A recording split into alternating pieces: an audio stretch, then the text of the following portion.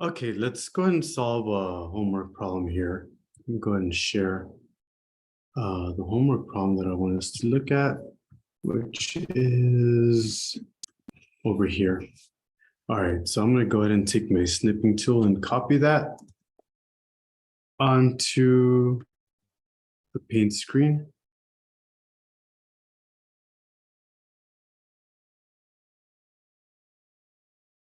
Okay, let's go ahead and take that to the paint screen.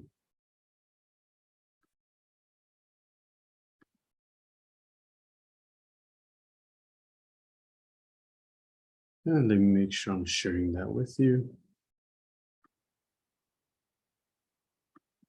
All right, so this is what we want to work on. It says what values of delta are appropriate choice in proving the following limit.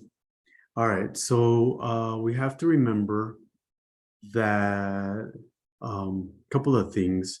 We have to make an assumption about delta. We have to choose delta, I should say. We need to choose delta appropriately.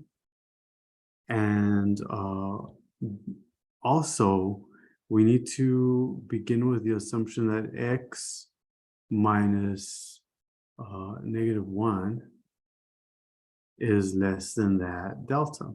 So the question, so this is what we're gonna start as our assumption.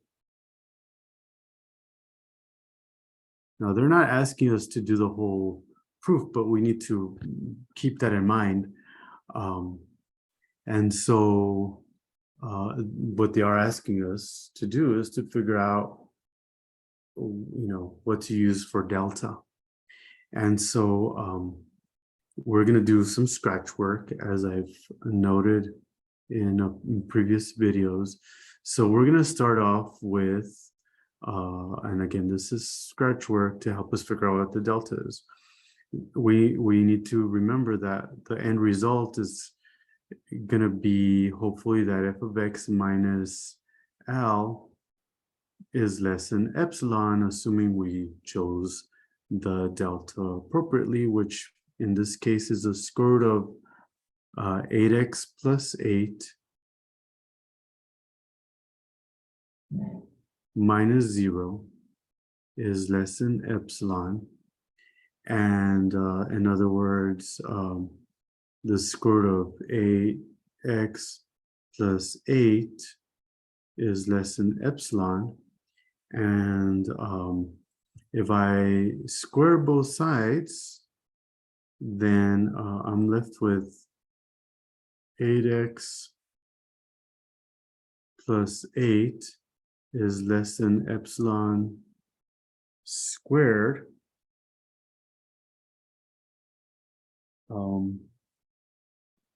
And I believe we keep the absolute value. I can factor out the 8 out of that expression.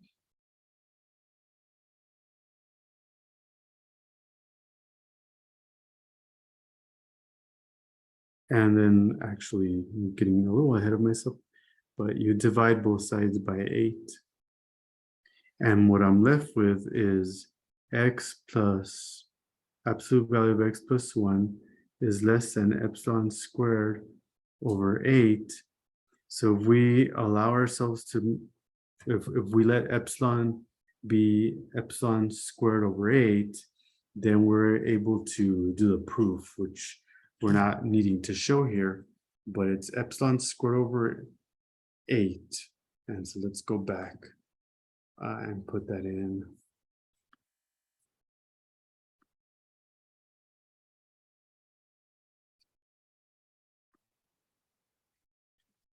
Make sure I'm sharing the right thing.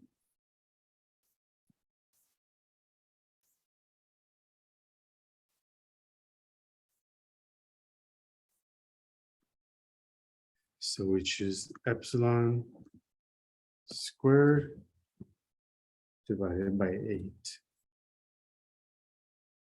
And that's how you do this particular problem.